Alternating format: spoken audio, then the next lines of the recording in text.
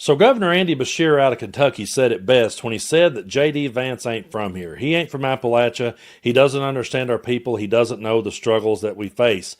But what he did know how to do was write a book called Hillbilly Elegy and blame us for all of our problems and exploit our people and make a lot of money off of it. And then he looked around, and when he saw the ultimate grifter grifting our people, after saying he would never be a Trump guy, he became a Trump guy because he can change his stripes quicker than anybody I've ever seen. And now he's fully on board with the grift and grifting even further. And he's one heartbeat away from being the next president. Now, I have no faith that Donald Trump's going to leave. You're going to have a hard time convincing me that he's building a ballroom with the intentions of leaving. But let's say that he does. And let's say in 2028 he rides off into the sunset. That means JD Vance theoretically would be the next in line to be the president. Although I could see Donald Trump throwing him a complete and total curveball and being like, nah, dude, I don't want it to be you. We'll let it be Don Jr. or some other schmuck. But I really don't think JD has a permanent spot at the table like he thinks he does. But he would be, folks. He would be next in line. And that's somebody that we have got to keep our eye on. And in 2028, we have got to make sure leaves D.C. for good. So I'm going to play you a clip here of Governor Andy Beshear because he's always on point and he understands where people like me's coming from when we talk about JD. Do you agree with that? Well, I'm going to let the Republican primary play out in the Republican primary. But if JD Vance is their candidate, we absolutely must win. This is a dangerous individual who is as condescending as any candidate and any vice president that we have ever had. He made his initial money off writing a book about my people, claiming that we are lazy and caused our own challenges. We did not. He does not know us. And this is someone who will manipulate and profit off the suffering of others. And relatedly, there's also reports that Marjorie Taylor Greene might want to run for president. She's telling people privately that she wants to. What's your response? Well, hey, I haven't agreed with Marjorie Taylor Greene on many things, but I want to give her, and you know what? I'll give Rand Paul and of all things, Thomas Massie, a little bit of credit. At least they're speaking up. They're not letting a president simply run over them. I'm not sure I agree with how they do their job, but at least they're trying to do it, and that sets them apart from their peers. Yeah, J.D. Vance does not know us, and he's always profited off the suffering of Appalachian people, and as someone who was born and raised here, it's always been deeply offensive. And it's been even more offensive to see people fall for it and think that he has their best interest at heart when he clearly don't. But Governor Josh Shapiro out of Pennsylvania really came at J.D. Vance, and I'm going to play this next clip and we'll talk more about it because he is absolutely on point right here. Take a look. And look, as for J.D. Vance, I mean, I got to say, look, I think America has a president, a vice president that don't give a damn about all Americans. They have made that crystal clear. And I mean, at least with Donald Trump, he's transparent about that. J.D. Vance is a total phony. And let me explain why. J.D. Vance rose to some prominence by writing a book about growing up in Appalachia, where there's a whole lot of people who get snapped. He made millions of dollars on the backs of telling their stories, and then he turned his damn back on those very people who he likes to write about and claim as his own. Here's another thing J.D. Vance claims. He claims to be a person of faith. I know my Bible, and my Bible teaches us that we are to love thy neighbor. And we are to feed the hungry. Deuteronomy says if you see a person who is in need, you don't give them a clenched fist, you open up your hand. So for J.D. Vance now to turn around after claiming all these things his whole life and literally go to court to stop hungry people from eating, that is not only phony, it is shameful. And this is who is leading America today. And folks got to wake up and realize the people who are leading in America quite literally want to keep people hungry. And you'll excuse me for getting emotional about it, but when I see hungry people in my state who are hungry because of J.D. Vance's bullshit politics, that makes me angry. And that's why I went to court. And that's why we're funding Share. And that's why we're putting dollars back on people's SNAP cards, because that's what the people of Pennsylvania deserve, and America deserves better than J.D. Vance.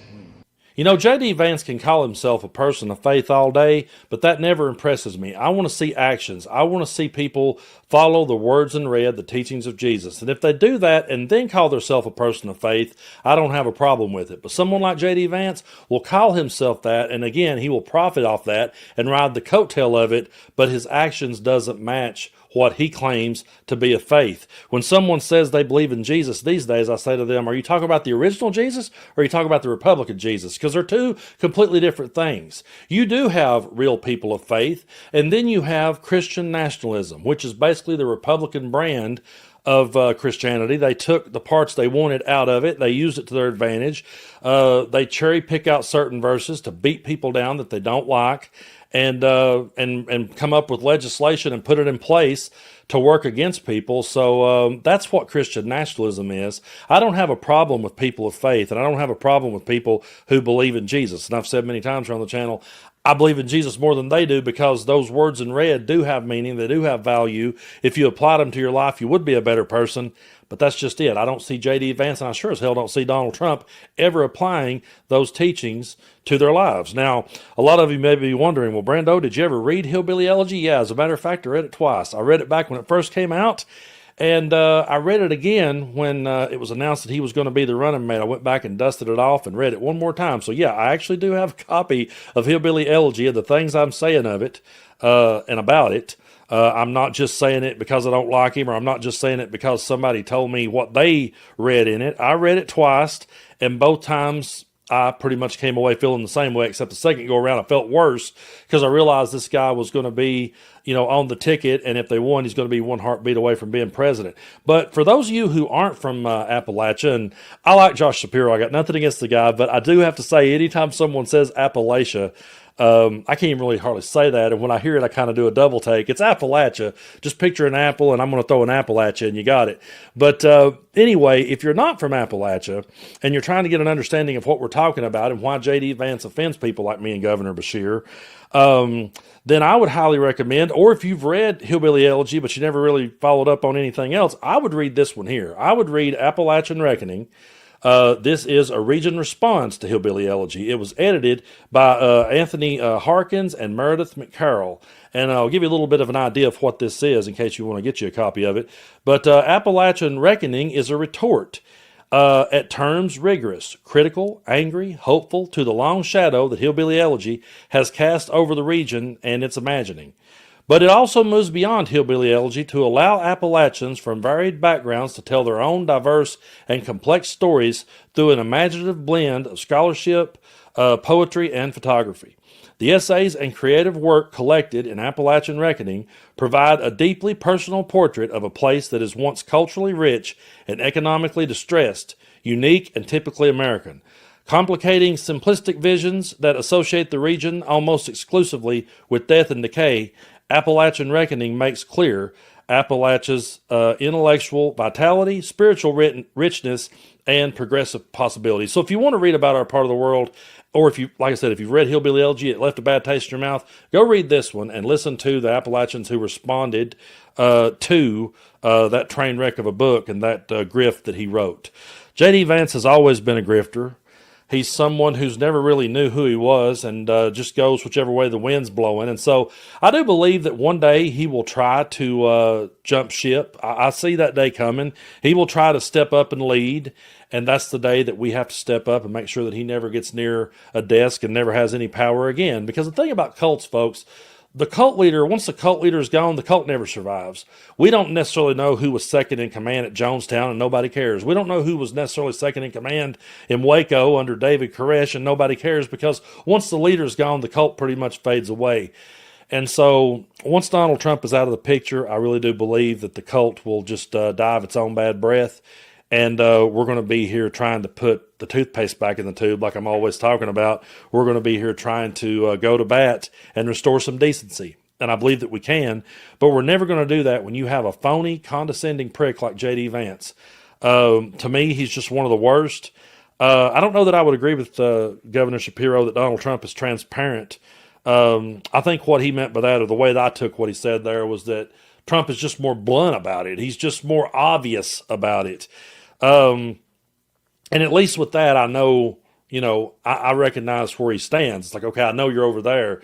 With JD, he's really good at manipulating. He's also good. I tell you, the one thing I realized when he was debating Tim Walz, right there is where I went, this guy has actually got a way of spinning bullshit to make it sound intelligent to stupid people. And so we really do have to just keep going to bat, folks, and let people know that he ain't from here. He don't represent us, and we sure as hell don't need him to be the next president of the United States. I'm a big fan of Andy Beshear, and anytime he's talking about JD Vance, I love listening, and I love listening to Governor Josh Shapiro as well, even if he does say Appalachia. So I want to thank y'all so much for supporting what it is that I do. We're headed toward 900,000 subscribers. We're almost to 1 million. We'll get there eventually, and I just appreciate you all helping me to build this platform. It means a whole lot to me. And there are people that questions me. There's people that's like, well, now, wait a minute. You got a bandana on and tattoos. Are you really from there, boy? Born and raised right here, and I will be for the rest of my life. Jason Isbell had a song called, we're down in the Cumberland Gap, and then I wrote an answer song to that one. But he said the Cumberland Gap will swallow you up, and it sure as hell has. I ain't going nowhere. But my ghost will walk the streets once it's over. And I'll be whispering in somebody's ear, JD Vance ain't from here. JD Vance ain't from here. So if you're ever in Cumberland Gap after I'm dead and gone and you just hear somebody's voice say, JD Vance ain't from here, no, that was the ghost of Brando.